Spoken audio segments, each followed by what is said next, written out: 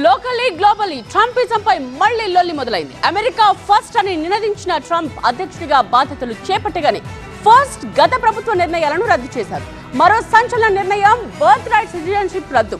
విదేశీయులకు, ముఖ్యంగా మన ఎన్ఆర్ఐలకు ఇది బిగ్ షాకింగ్.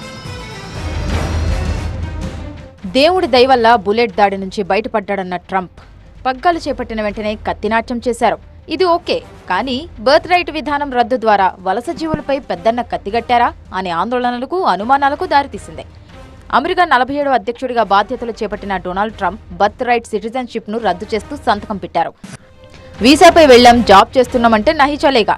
ఇన్నాళ్లు తల్లిదండ్రులు వేరువేరు దేశస్థులైనా వాళ్ల పిల్లలు అమెరికాలో జన్మిస్తే ఆ చిన్నారులకు అమెరికా పౌరసత్వం వచ్చేది. కానీ ఆ విధానానికి స్వస్తి పలుకుతూ ట్రంప్ సర్కార్ ఎగ్జిక్యూటివ్ ఆర్డర్ పాస్ చేసింది.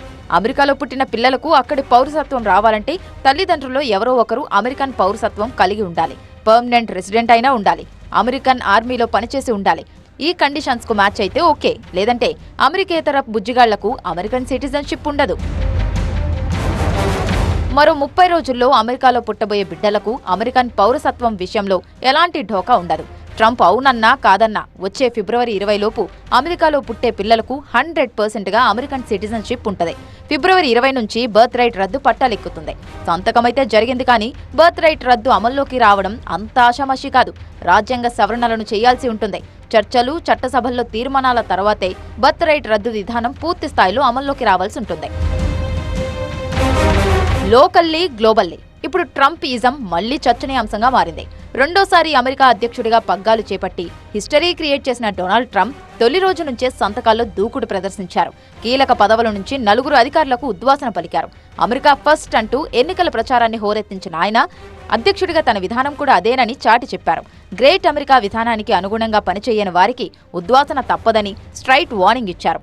దాదాపు 1000 మందికి హెచ్చరిక సంకేతాలు పంపారు. వాళ్లంతా జో బైడెన్ హయాంలో నియమితులైన వాళ్లు కావడం విశేషం. అక్రమ వలసలను అడ్డుకుంటానంటూ ఎన్నికల్లో వచ్చిన హామీ ప్రకారం బర్త్ రైట్ విధానాన్ని రద్దు చేశారు ట్రంప్. ఈ నిర్ణయం అక్రమ వలసలను నిరోధించడం మాటలా ఉన్నా ఓ ప్రహసనంలో మారిన బర్త్ జర్నీకి చెక్ పెట్టే ఛాన్స్ ఉంది. వివిధ దేశాలకు చెందిన చాలా మంది సంపన్నులు తమ పిల్లలకు అమెరికన్ సిటిజన్షిప్ దక్కాలని డెలివరీల కోసం యుఎస్ కు వెళ్లేవాళ్లు. ఇక అలాంటి ఛాన్స్ ఉండదు.